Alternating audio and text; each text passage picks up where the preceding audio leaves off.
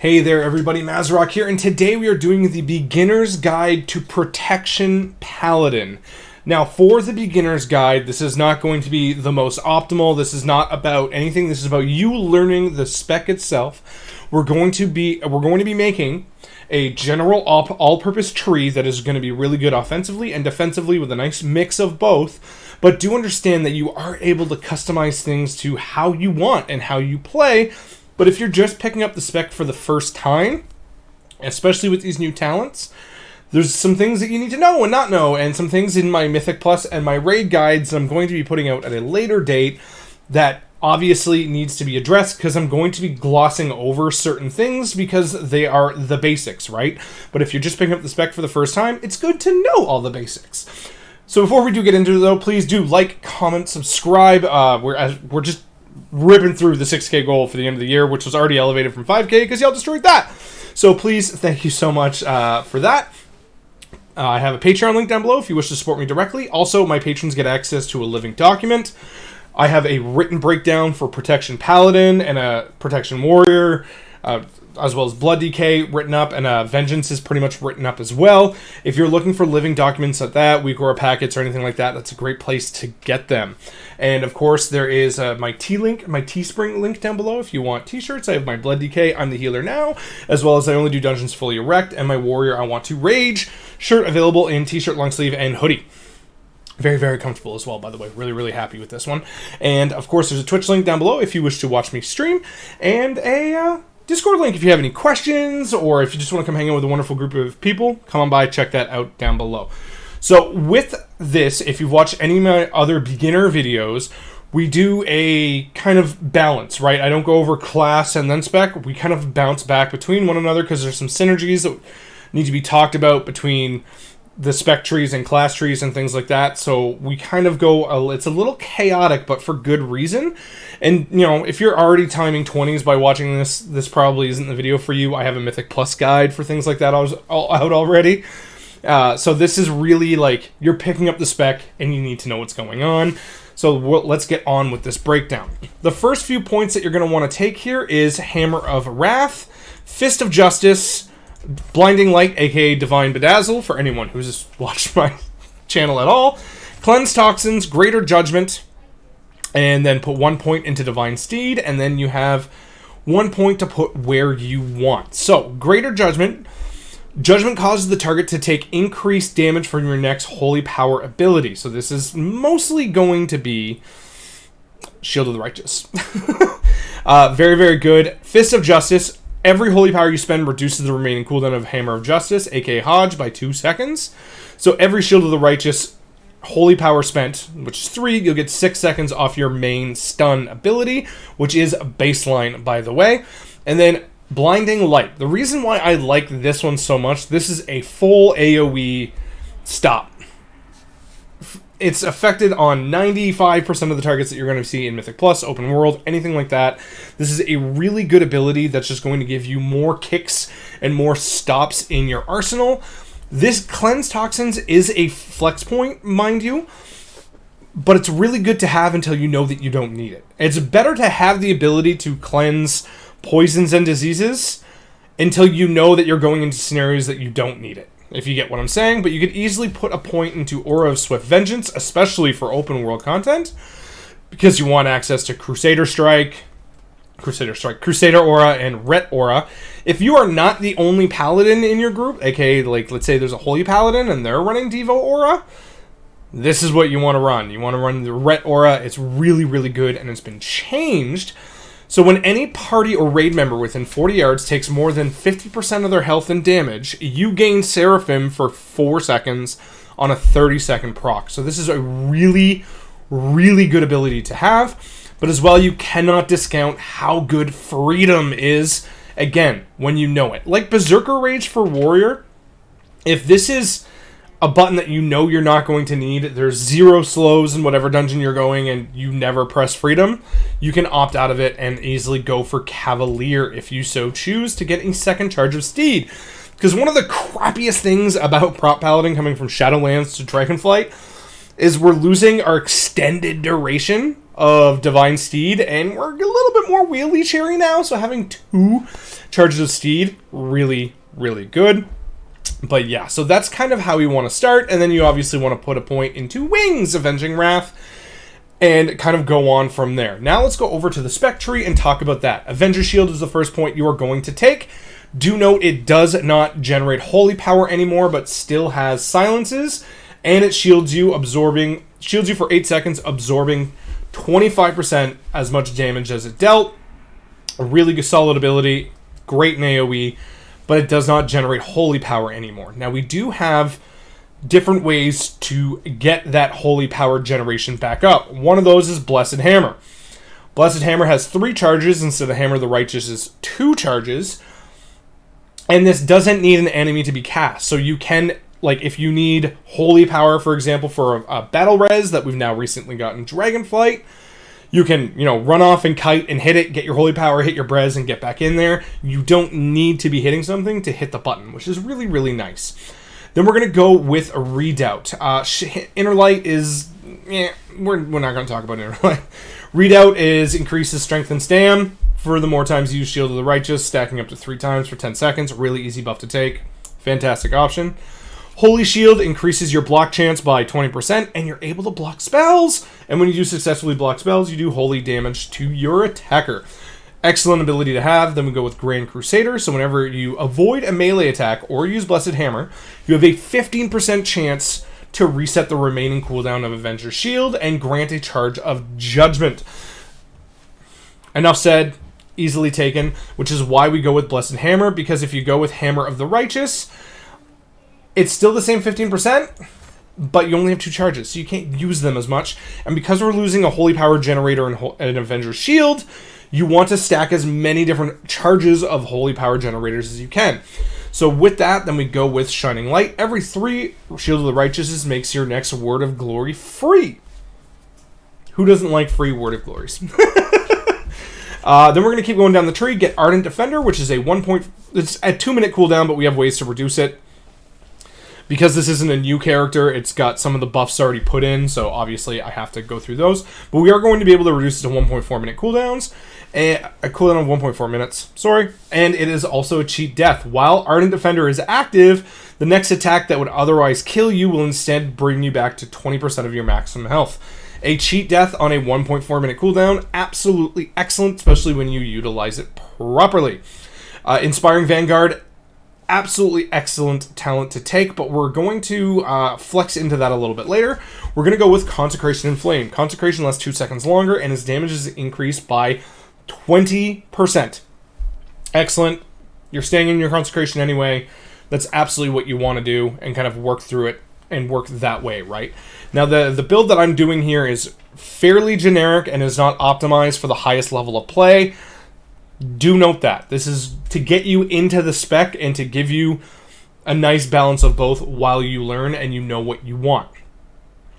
Up next, we're going to go with Bulwark of Order. Avenger Shield also shields you for 8 seconds, absorbing 50% as much damage dealt up to 30% of your maximum health. This is going to be the brunt of your healing. Tears Enforcer is your new AoE ability. This makes Avenger Shield so much fun to press. Avenger Shield is imbued with Holy Fire, causing it to deal holy damage to all enemies within 5 yards of each target. Divine Toll's is back, or is staying, I should say. Hitting Avenger Shield when things are like all grouped up nicely, or Divine Toll within Tears Enforcer, it's chef's kiss, man. It's so good. It's an absolutely great nuke. And then we're going to go with a Resolute Defender. Each 3 holy power you spend reduces the cooldown of Ardent Defender and Divine Shield by 1 second. This is a returning, reworked Conduit from Shadowlands. And this is going to be able to give you your Ardent Defender down to a really low cooldown of about a minute. And it's going to give your Bubble a much lower cooldown as well. Very, very nice to have. And then we're going to go with this talent option here. So Avenging Wrath Might. This is going to increase your critical strike chance by 20% for 25 seconds. Or you can go with Sentinel, which is one of our new defensive abilities. And I have to say, I love Sentinel. Sentinel grants you 15 stacks of Divine Resolve, and each stack of Divine Resolve gives you a 2% max HP increase and a 2% damage reduction. So this is a nice 30% DR upon hitting it. And then, while active, you begin to lose a stack every second after 10 seconds, but each 3 holy power you spend will delay the loss of your next stack by 1 second. While active, your judgment generates 1 additional holy power, and your damage and healing is increased by 20%. Hammer of Wrath may be cast on any target combined. So this is because we do have Sanctified Wrath, and it is putting everything in there, but we're going to get into Sanctified Wrath a little bit later. So with this build, you start knowing kind of what to expect a little bit later. Grab Guardian of Ancient Kings because it's Guardian of Ancient Kings. 5-minute cooldown, which we are able to reduce it by quite a margin with a few talent points later on. And then here, there's 2 different options. I personally prefer Strength and Adversity, although it has been buggy at times. This is supposed to be able to give you a 10% parry for 15 seconds. And the tier set, which we're not going to talk about here, also gives you parry, so there's synergies there. And then there's synergies there with Grand Crusader as well, because parrying avoids melee attacks. Very nice to have. Strength and Conviction is fantastic 2-point option. While in your consecration, your Shield of the Righteous and your Word of Glory have 20% increased damage and healing. Stay in your consecration, guys and girls. Everyone, just do it. It's really, really good. Stay in your consecration. And then we're going to go with Crusader's Judgment. Judgment now has 2 charges. So for Holy Power generators, we have 2 charges of Judgment and 3 charges of Blessed Hammer. Really, really good to have. And it reduces the cooldown of your Judgment significantly. All around solid ability. Then we do have a flex point wherever you want to put it. If you want extra haste, you can have 3% extra haste with Relentless Inquisitor. If you want Inspiring Vanguard, so you have more of a chance to get your Grand Crusader and give you strength, a strength proc or bonus. You can also go with Barricade of Faith. When you use Avenger's Shield, your block chance is increased by 10% for 10 seconds. Really, really good abilities to have. As well as Uther's Counsel. Your Lay on Hands, Shield, Blessing of Protection, and Blessing of Spell Warding have a 20% reduced cooldown. And then speaking of Blessing of Spell Warding, we can now opt into that. You can choose to Improved Ardent Defender to give you a 30% damage DR instead of 20, or you can go with Blessing of Spell Warding. Now note, in Dragonflight, Blessing of Spell Warding does not override Blessing of Protection. You have both buttons, but activating one will put the other on cooldown as well. But there has been a ton of situations in Dragonflight where I would have loved to have both options, because one boss in Mythic Plus, in Shadowlands, one boss in Mythic Plus, Bop was insanely good to use on a party member, but the next boss that would go up, or the boss later down the line, Blessing of Spell Warding was absolutely bonkers and good to have, and you can never have both. But now you can have both, and that is really, really nice if you so choose. But for the purposes of this, we're just going to go with Inspiring Vanguard, but you can put that point wherever you want.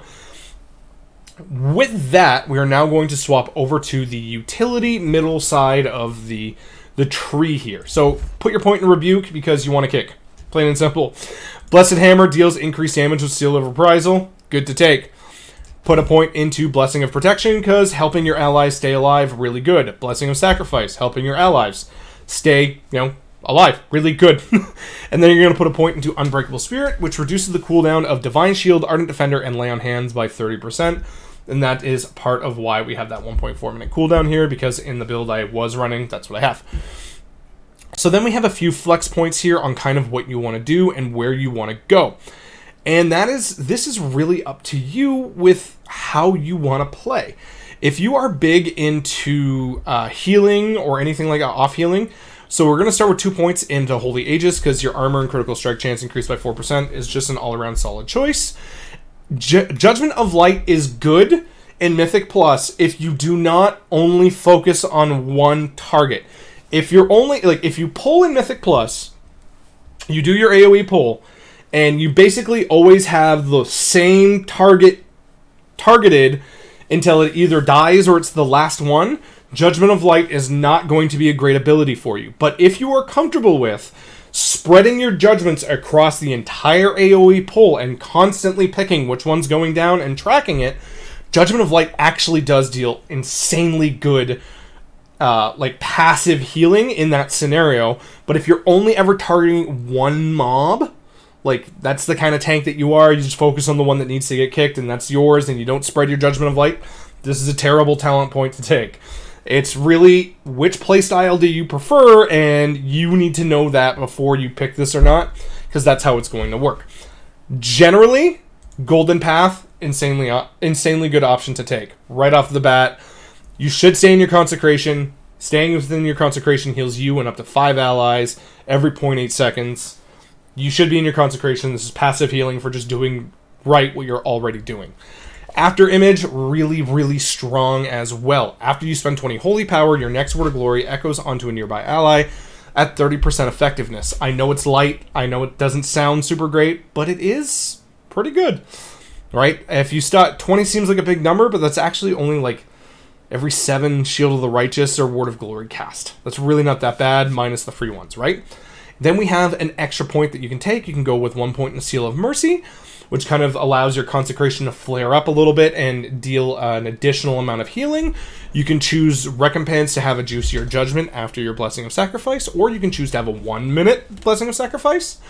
Or as well, you can go with Improved Blessing of Protection, which reduces the cooldown of Bop and Spell Warding by 60 seconds. This is up to you to choose where you want to go and what you want to do with this. Because if you're the type of prop pally that never hits Bop on anyone, obviously putting the 2 points in a Bop, it's kind of worthless for you. If you never sack anyone, a 1-minute sack is worthless for you. Although you should. If you want to go with extra healing, you could go with Judgment of Light or do what you want. I am a big bopper. I shouldn't have said it that way. But I do like to bop people in Mythic Plus quite a bit. So I like the improved bop. Now, with this, in the Capstone area, we're going to have 2 different builds. So with that, we're going to go back over to the spec tree and talk about how to work things around here. Eye of Tyr is a returning talent, 1-minute cooldown, 25% DR, deals some damage, but it's not going to be high up there on your damage targets. But this just gives another defensive for Paladin, and speaking of another defensive for Paladin, Gift of the Golden Valkyr. Each enemy hit reduces by Avenger Shield, reduces the remaining cooldown of Guardian of Ancient Kings by 0.5 seconds, and when you drop below 30% health, you become infused with Guardian of Ancient Kings for 45 seconds on a 4 seconds on a 45-second CD. I don't put 2 points in here, but this is an absolute easy 1-point talent to take. And then we have Righteous Protector. Each Holy Power spent reduces the remaining cooldown on Avenging Wrath and Guardian of Ancient Kings by 1 second. Hitting Avenger Shield reduces Guardian of Ancient Kings. Spending Holy Power reduces Guardian of Ancient Kings. This is pretty easy to get down to a pretty respectful 2.5 to 3 minutes. Although 2.5 is, I think, pushing. 245 to 315 is probably what you're going to see most likely. Playing defensively, I always put a point in a final stand. Just straight up having an immune that taunts all targets is just too good to pass up. Do note, this has been buggy forever. On occasion, one of your melee might die. Because with the weird coding and stuff, it might not get the taunt off, and they might turn and just immediately hit someone. That does happen from time to time. But you can usually plan around it. If you want just an easy time pulling, you can just run in with Divine Shield on, and it'll do all of the taunting work for you as you get set up. That's something you can do, but having an 8-second immune on an almost 2.5-minute cooldown with things like Resolute Defender, just too good to pass up. And then Bulwark of Righteous Fury, which Avenger Shield increases the damage of your next Shield of the Righteous by 20% for each target hit by Avenger Shield, stacking up to 5 times. So this is going to be a 100% increase. It was 150 before. It's pretty crappy now that happened, but I mean, it's still a massive chunk of your damage and really good to take. Then we go with Divine Toll, and then you have the choice between Divine Resonance. After casting Divine Toll, you instantly cast Avenger Shield every 5 seconds for 15 seconds. Really nice, or you can choose to have the cooldown of Divine Toll reduced down to 45 seconds flat. This is the one I prefer. I like getting a lot more Divine Tolls in. That's just kind of how I work, although Divine Resonance is... they're equal. This is personal preference. I'd say Divine Resonance in terms of kick like interrupts is going to be the better play, because you're just going to get a lot more interrupts off over the course of a dungeon versus being able to get just more divine tolls off. I think Quickened Invocation is going to give you more damage. Divine Resonance is going to give you better utility. Pick which one you want. Choice is yours. Be ethical or not. Up next, we're going to go with Soaring Shield. Avenger's Shield jumps to 2 additional targets. I mean, this obviously speaks for itself, right? Something that you want, no questions asked. It's really, really good. And then that gives us another point to spend where we want. You can choose Faith's Armor. Shield of the Righteous grants more armor if you want to play more defensively. You can go as well with, what am I thinking here? Consecrated Ground, have a larger Consecrate. Those would be 2 of your better abilities, as well as your haste one, if you so choose. Or you can go with Uther's Counsel. Like I said earlier, you'll lay on hands, Divine Shield, Blessing of Protection, Blessing of Spell Warding, all have more reduced cooldown to get that to be pretty crazy and kind of be what you want. But you can also have more Avenger's Shield damage. Now, this is only to its primary target, so do note, that is what it is for you. But for the purposes of this and just increasing the amount of utility we have, I'm going to go with Blessing of Spell Warding, but there are definitely great options to take. If you do want to flex out of, and this is something you can do, out of Inspiring Vanguard and Blessing of Protection, you can go with Consecrated Ground to take Sanctuary. Well, in your Consecration, the damage taken by you is reduced by 5 seconds. This is a really solid thing, talent to take. Sorry, talking is getting hard here. But yeah, so this is an absolutely really amazing ability to take, but it is a 2-point investment where you could have those 2 points elsewhere and have more utility. And you're not really going to be needing that 5% DR until you start getting into much higher keys. If this is the thing that's keeping you alive in a +5, there's a whole lot more problems than just this setup, if you know what I mean.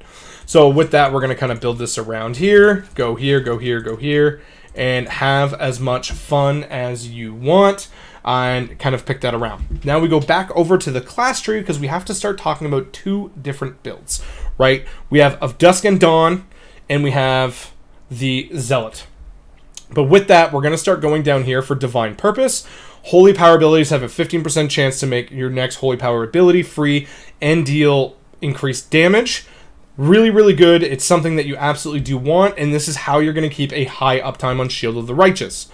Up next, we're going to go with Seal of Alacrity, because haste right now is a little lacking. You want to be able to put points where you can in haste. If your haste is low, go with Seal of Alacrity, and then go with Sanctified Wrath. So call upon the light. When you use wings, your judgment generates an additional holy power. And this is why I personally prefer going down the Zealot path. Hallowed Ground, con damage increased, great. Seal of the Crusader, your attacks have a chance to cause your target to take increased holy damage, whatever. But Zealot is what we're after here. This is the personal playstyle that I prefer. Hammer, Wrath, and Judgment deal 10% increased damage and extend the duration of Sentinel by 0.5 seconds. If Sentinel is lasting longer, Judgment is generating more holy power for a longer period of time, which means you're spending more holy power inside those windows, giving you a much nicer feedback loop on all of the things that we just talked about. For the holy power, reduces cooldown of X, increases power of X, whatever X being the variable of whatever it is, because there's a lot of synergies there. And that way you're going to be able to have a longer damage reduction on each Sentinel cast. And then, of course, you have Righteous Protector. With each holy power spent, reduces the remaining cooldown of Wrath and Guardian of Ancient Kings. So the longer that Wrath is up, the more holy power you're spending. Everything just flows nicely together, and that's the way that I prefer it. And then with that, we have 3 points left available. I really enjoy during Avenging Wrath, your Mastery is increased by 8%. Mastery is a really, really good stat for Protection Paladin. It increases your block chance. It, deals reduced damage while in your Consecrate. So being able to extend your wings and then having that extra mastery for longer, it's all a very nice feedback loop. And then with that, I usually do put a point into Aspiration of Divinity and call it a day. So this right here, if you want to stop, pause, screenshot, this is my kind of beginner build that's going to be good for pretty much all content. If you're in raiding or you're single target focus, just go with focus of enmity here instead of soaring shield. But these are very customizable for what you need, right? And how you want to deal with it. So these are, like I said, this is a beginner build. This isn't the most optimal for the highest level of play and the cutting edge keys and the progressing mythic content at 20 item levels lower than what you should be. This is just, I want to get used to the spec. I want to play for it. I want to be defensive, but I want to be offensive as well. This is what I would suggest. But there's also a different play style. You can go with of Dusk and Dawn. Of Dusk and Dawn, you do have quite a few options. I'd still stick with Hallowed Ground, but you go with the 2 points in Aspiration of Divinity, get of Dusk and Dawn, and then Seal of Order. So what of Dusk and Dawn is once you reach 5 Holy Power, you gain a buff. Your damage and healing is increased by 6%. On the tooltip here, I know it says 15. On Tuesday, as of recording this, it's going to be increased by 33%, 33.3% to be exact, up to 20 seconds, and it's going to get a small nerf. I think it's like 5% instead of 6, whatever. That's the negligible part, but you're going to get a damage and healing increase buff for 20 seconds. When you drop down to 0 holy power, you're going to get the Blessing of Dusk, and you're going to get a 4% damage reduction for 20 seconds. You can stack both of these, and the point of this build is to upkeep both of these. At 15 seconds, this was a playstyle I absolutely hated, and you would never, ever see me play it. At 20 seconds, it's not bad. It's easier to maintain. You still have to play around it. You have to hold off on Shield of the Righteous at times. It's still not it's not my preferred playstyle, but this is the higher AoE damaging setup, that you're going to see. Of Dusk and Dawn is going to just generate or output more AoE damage than anything else. So, and the margin isn't completely out of whack. Like, if you're going in with a Zealot build and Mythic Plus, you're going to be competitive with Of Dusk and Dawn. Just Of Dusk and Dawn is going to be a little bit better, but Zealot's always going to be better in single target. So Zealot on tyrannical weeks might be the better option for you if you still like playing Of Dusk and Dawn, depending on the dungeon itself. Because there's some dungeons where there's not a lot of AoE and bosses are really what matter there. But that's up to you to decide how you like to play. I am not a fan of A Dusk and Dawn, and I will be playing Zealot Sanctified Wrath because I was able to have crazy uptime on wings with the points in here. Like I said, this isn't my exact build for me pushing keys, but there's a difference between somebody learning the spec, learning how to be defensive and tanky while still outputting damage and holding threat, versus someone who's more experienced and knows where they can latch or say, hey, I don't need this, I don't need that, I don't need this defensive, or I don't need this healing ability, and go with more offensive builds and things like that. There's a difference between the two, and like I said, this is for beginners. So with that, that's it. This is the build here. I will be posting this specific build on in the video description box thingy down below. So if that's something you are interested in, you can just check, copy, paste, go from there. This is a level 70 build, do note. I will be putting out a Mythic Plus and a Raid guide for both, with the talent setups for both, and higher end, this is what you should be playing to be the most optimal. Because there is a difference between being optimal and playing to your own strengths, and that's all depending on where you are on the skill graph tree, but that's a whole different discussion that I've already had in several other videos. Thank you very much for watching. Thank you very, very much for listening. Thank you to all my patrons once again for making videos like this happen, and happy tanking!